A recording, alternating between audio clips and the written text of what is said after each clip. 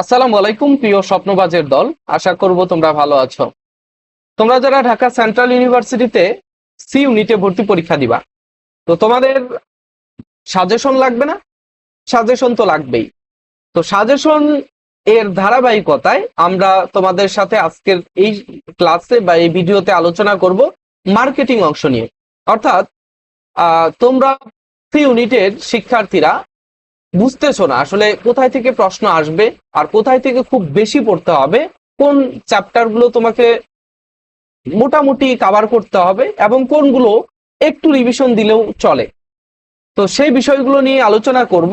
সর্বপ্রথম আমরা দেখব, আচ্ছা, যেই টপিকগুলো এই যে এখানে যেই টপিকগুলো যে অধ্যায়গুলো কম গুরুত্বপূর্ণ সেইগুলো আগে তোমাদের দেখাই টু স্টার্ট। আচ্ছা, এই সাজেশন গুলো কালেক্ট করেছি তোমাদের শাহরিয়ার স্যার আমাদের জগন্নাথ ইউনিভার্সিটির শিক্ষার্থী। তোমাদের এই ফারুক একাডেমিতে লেভেল আপ স্কুলে সে কমার্সের সাবজেক্ট গুলোর ক্লাস নিয়ে থাকে। তো তার মাধ্যমেই কিন্তু এগুলো ইয়ে করা। তোমরা যারা আবার ভাবো যে ভাইয়া তো ইংলিশ ডিপার্টমেন্টের, ভাইয়া কিভাবে এই সাজেশন গুলো কালেক্ট করলো বা ইয়ে করলো, তো তোমাদের কমার্সের শিক্ষক, তার কাছ থেকেই আমরা এই সাজেশন গুলো কালেক্ট করেছি। আচ্ছা, কম গুরুত্বপূর্ণ অধ্যায় হচ্ছে পণ্য বন্টন প্রণালী, মান ব্যবস্থাপনা, তারপর হচ্ছে উৎপাদনের মাত্রা, সামষ্টিক পর্যায়ে উৎপাদন, উৎপাদন ক্ষমতা, এইগুলো। আচ্ছা, এরপরে তোমাকে আচ্ছা, অন্যান্য অধ্যায় অর্থাৎ মোটামুটি তুমি 4 স্টার দিতে পারো। 4 স্টার দেওয়া অধ্যায়গুলো বা হ্যাঁ, এইগুলো হচ্ছে তোমার কৌশলগত বাজারজাতকরণ প্রক্রিয়া, বিপণন কার্যাবলী, উৎপাদন ব্যবস্থাপনা, পণ্য ডিজাইন, উৎপাদনের উপকরণ, এই জিনিসগুলো। ঠিক আছে। আচ্ছা, এরপরে আমাদের সব থেকে ইম্পর্টেন্ট অধ্যায়, এবং অধ্যায়ের মধ্যে, অধ্যায় তো একটা টপিক তাই না, এবং অধ্যায়ের মধ্যে যেই সাব টপিক গুলো আছে সেগুলো আমাদের জানতে হবে। কেননা একটা অধ্যায়ের মধ্যে অনেক টপিক থাকে ছোট ছোট, এই ছোট ছোট টপিকের কোনটা কোনটা খুব বেশি ইম্পর্টেন্ট সেগুলো তোমাদের জানতেই হবে।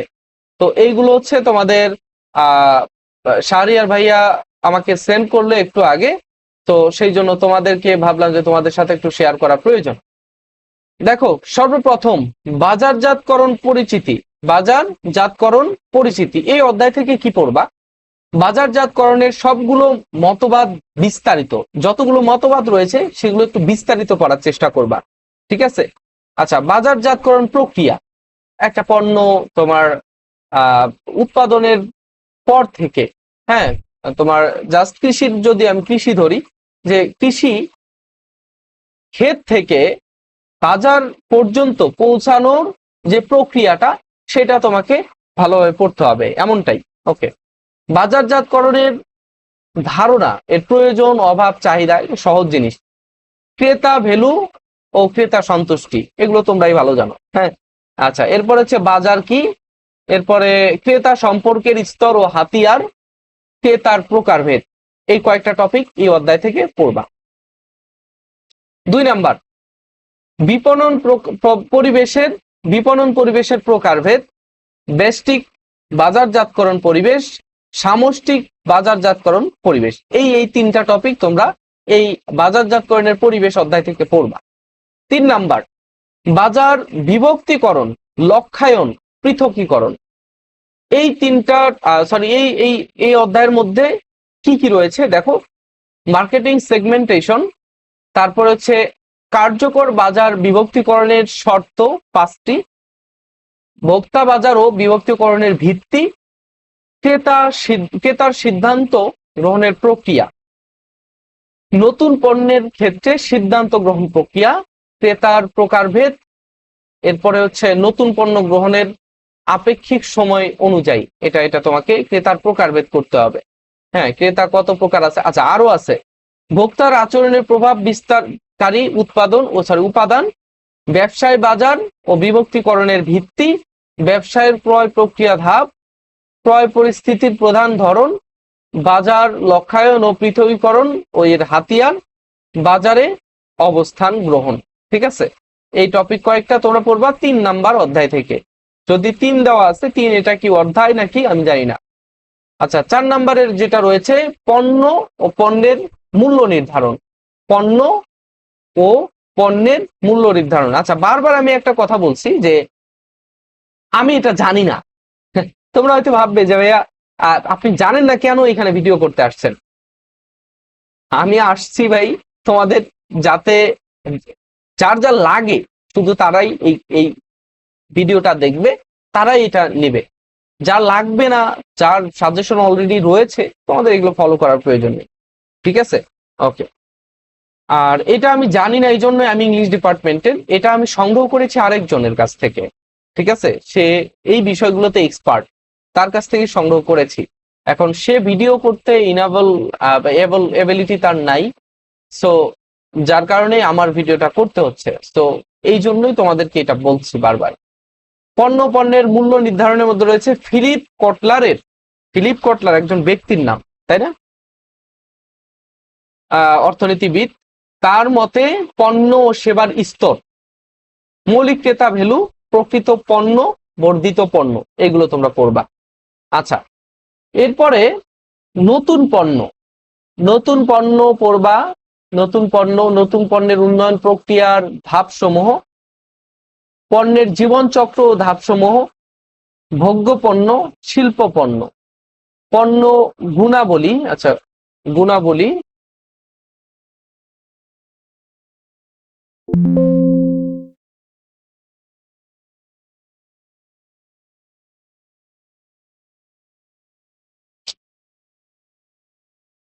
আচ্ছা গুণবালী হয়ে গেছে, এটা গুণাবলী হবে। হ্যাঁ,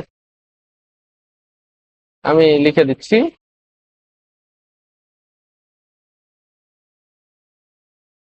গুণাবলী। এরপর হচ্ছে ব্র্যান্ডিং, প্যাকেজিং, লেবেলিং ও পণ্য সারি, পণ্য মিশ্রণ, সেবা, পণ্যের মূল্য নির্ধারণ। এরপর হচ্ছে মূল্য নির্ধারণের উদ্দেশ্য, পদ্ধতি সমূহ, মূল্য নির্ধারণের কৌশল সমূহ ও নতুন পণ্য মূল্য নির্ধারণের কৌশল সমূহ। আচ্ছা, মূল্যটা কিভাবে নির্ধারণ করা হবে সেটার কৌশল তোমাকে জানতে হবে। পণ্য মিশ্রণ নির্ধারণ কৌশল সমূহ, এই তো। আর 5 নম্বরে, অর্থাৎ 5 নম্বরে আরো রয়েছে, 5 নম্বরে রয়েছে খুচরা ব্যবসার শ্রেণীবিভাগ, পাইকারি ব্যবসায়। এই যে দুইটা জিনিস, খুচরা ও পাইকারি ব্যবসার মধ্যে এই দুইটা অধ্যায় পড়তেই হবে, দুইটা জিনিস পড়তে হবে।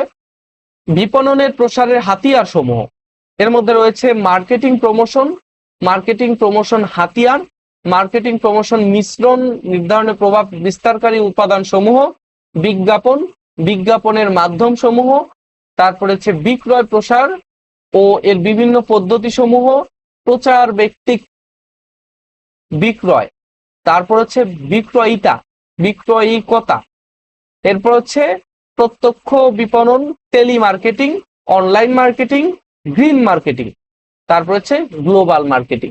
এইগুলো তোমরা পড়বা এই অধ্যায় থেকে। ঠিক আছে, এইখান থেকে আসলে এখানে এখন তোমরা এটা কিভাবে পড়বা আমি একটু বলে দেই।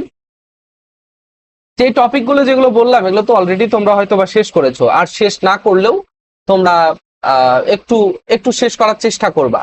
এখন